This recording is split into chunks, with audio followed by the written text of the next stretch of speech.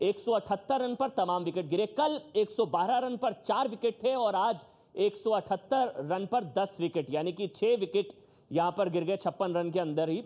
और उस लिहाज से भारत की बल्लेबाजी भी खराब रही। यह भी कहा जा सकता है कि बल्लेबाजी ने लुटिया डुबो दी भारत की, लेकिन गेंदबाजी भी उस तरह की नहीं रही थी, क्योंकि बुनियाद ही इतनी मजबूत कर दी थी इंग्लैंड ने। शुरुआत जो थी पहले दिन की 569 रन, 500 से बड़ा स्कोर जब खड़ा कर दिया था, उसके बाद 330 रन बनाए थे भारत ने। फिर उसके बाद 239 रन इंग्लैंड आगे था, लेकिन दोबारा से खेलने के लिए नहीं कहा। इंग्लैंड ने दोबारा से खेला, 205 रन बनाए।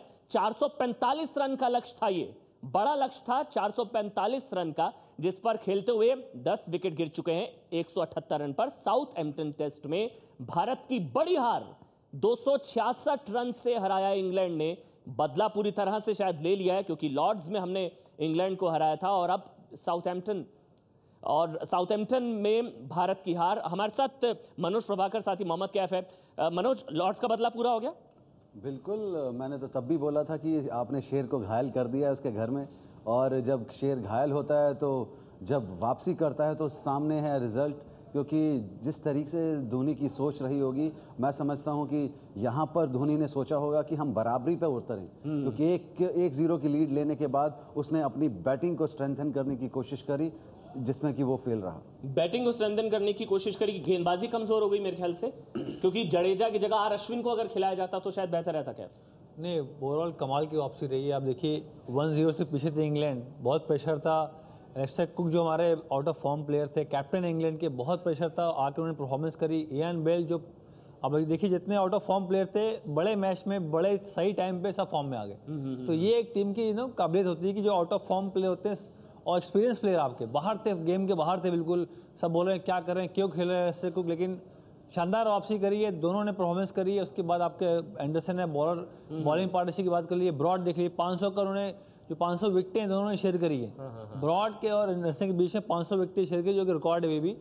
और आप बात कर लीजिए, अगर आप इंडियन में की बात करें तो मेरे ख्याल से कॉम्बिनेशन ठीक था। फर्स्ट ही गेम से आउट हो गए, टॉस जीता, इंग्लैंड ने बैटिंग करी, वो पहले दिन से जो 569 वो गेम में आ ही नहीं पाए। पर मनोज, कई मायने में क्या आप मानेंगे कि जिस तरीके से जो शिकस्त टीम इंडिया ने दी थी इंग्लैंड को लॉर्ड्स पर, उन्हीं की शॉर्ट पिच गेंद पर, उसी तरीके से इंग्लैंड ने साउथहैम्पटन पे इंडिया को स्पिनर्स से हराया, एक स्पिनर से, मोइन अली से। देखिए, ये तो एक अजूबा कर दिया मोइन अली ने, क्योंकि जिस तरीके से बॉलिंग करी है, ऐसी किफ़ायती और ऐसी असरदार बॉलिंग नहीं थी। मगर हमारे जो बैट्समैन हैं उन्होंने बहुत ही ज़्यादा इजी लिया और कैजुअल अप्रोच रहा है मेरे ख्याल पूरे के पूरे टेस्ट मैच में। जिस तरीके से आउट होके गए हैं, रोहित शर्मा की बात करें, पहले इनिंग में अजिंक्य रहाणे की बात करें, मैं समझता हूँ कि जो एक प्राइड होना चाहिए कि जिस तरीके से पहला टेस्ट मैच हमने लॉर्ड्स में जीता है, उसी तरीके की सोच से उतरना चाहिए था, ताकि हम इस टेस्ट मैच को भी बचा सकें। और ये मोइन अली का ही जिक्र कर रहे हैं। मोइन अली ने 5 विकेट लिए, 6 विकेट ले लिया मोइन अली ने, और यही मेरे ख्याल से एक तरीके से टर्न साबित हुआ। ईशांत शर्मा की कमी खली, ईशांत ने 7 विकेट ली, मोइन अली ने 6 विकेट ले ली। पर क्या आपको लगता है कि मोइन अली 6 विकेट ले सकते हैं भारत की टीम के साथ इंग्लैंड की विकेट पर? मुझे लगता है कि इतने वो भी काफ़ी डाउट थे, लोग कर दे जेन्युइन स्पिनर नहीं है, इनको इंग्लैंड क्यों खिला रहा है, कमियां खिल रही हैं सॉन की, जो उनके बड़े बॉलर थे। लेकिन जिस तरह से बॉलिंग करी है, मेरे ख्याल से शुरू में 2 टेस्ट में उन्होंने लगा कि उनको शायद प्रेशर में थे कि इंडियन टीम के अगेंस्ट खेल रहे हैं, धोनी, रोहित, विराट, कैसे मैं बॉलिंग करूंगा, प्रेशर में थे। लेकिन जैसे टेस्ट मैच बढ़ता गया, उन्होंने इंप्रूवमेंट दिखाई है। बैट डिलीवरी डालते हैं, चौके बॉल डालते हैं, लेकिन 1-2 बॉल अच्छी डालते हैं, उनको विकेट ही मिल जाता है। तो मेरे ख्याल से इंप्रूवमेंट दिखाया, 3rd टेस्ट मैच में इंप्रूवमेंट दिखाया है। उनका जो रिकॉर्ड रहा है, 6 विकेट लिया इंडिया के अगेंस्ट। इंडिया अगेंस्ट बड़े बड़े बॉलर आए, इंडियन कंडीशन में टर्निंग ट्रैक को 6 विकेट नहीं मार पाए, इन्होंने वहां कर दिखाया इंग्लैंड में। तो और इंग्लैंड ने शानदार वापसी की, लेकिन भारतीय टीम 178 रन पर तमाम विकेट गिर गए। कल 112 रन पर 4 विकेट थे और आज 66 रन बना पाई और बाकी के 6 विकेट गिर गए। तो इंग्लैंड ने शानदार वापसी की है। स्कोर कार्ड आप देख रहे हैं। मुरली विजय 12 रन बनाकर आउट हो गए, शिखर धवन 37, चेतेश्वर पुजारा का फ्लॉप शो लगातार जारी है, 2 run, Virat Kohli 28 run, Rohit Sharma 6 run. लेकिन मनोज, आपने कहा इंग्लैंड ने जो वापसी की है, सबसे बड़ी भूमिका मोइन अली की रही है, 6 विकेट।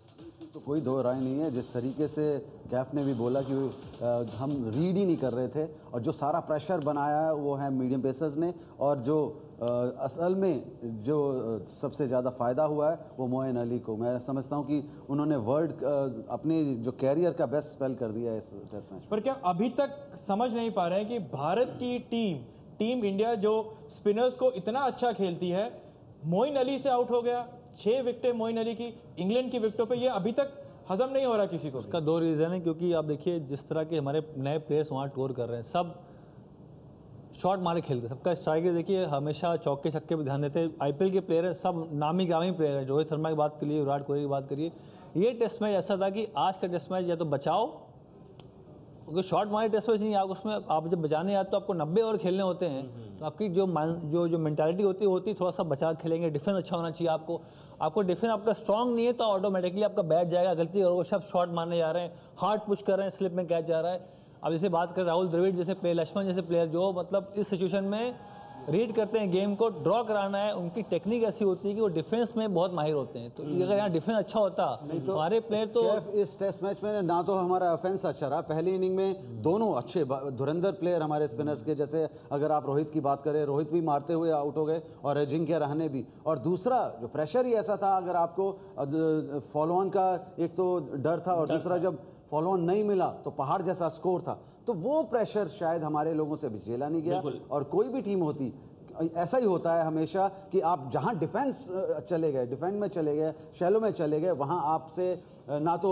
गेम एक तरीके से सेव किया जाता है और ना ही उसे आप तो दबाव में थी टीम इंडिया और दबाव में बिखर गई टीम इंडिया। 239 रन पीछे थी, उसके बाद इंग्लैंड की टीम खेलने के लिए आई, वहां पर 205 रन बनाए गए। इस तरह से 445 रन का एक बड़ा लक्ष्य दे दिया गया था और इस वजह से दबाव में थी टीम इंडिया, जिसकी वजह से एक के बाद एक तमाम विकेट्स गिरते गए और भारत को एक बड़ी हार का सामना करना पड़ा है। सीरीज 1-1 से बराबर हो चुकी है।